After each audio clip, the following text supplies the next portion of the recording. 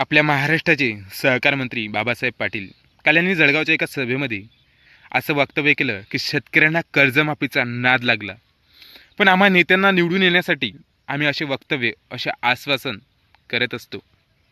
आज इथल्या व्यवस्थेनं स्वतः तोंडातनं बोलून दाखवलं की या नेत्यांना निवडून येण्यासाठी हे कुठल्याही पातळीला जाऊ शकते.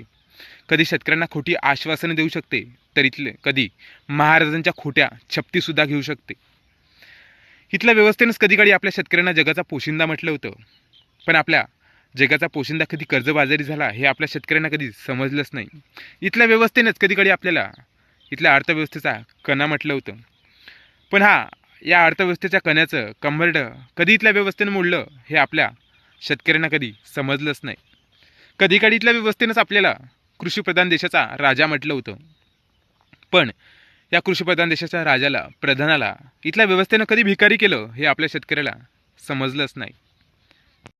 आज या व्यवस्थेने, आज इथल्या सत्तेधाऱ्यांनी आपल्या शेतकऱ्यांना किती टोमणे मारले, पण आज शेतकऱ्याचा एकही मायकालाल आपल्या हातात असलेले सत्तेचे, इथल्या व्यवस्थेचे झेंडे काढून आपल्या बापाचा कष्टाचा आवाज इथल्या व्यवस्थेविरोधात उठवण्याचा नाद लावू शकला नाही. आज इथला कुठला शेतकरी अवतारचं पाऊल काढून इथल्या व्यवस्थेच्या छाताळात टाकण्याचा नाद लावू शकला नाही.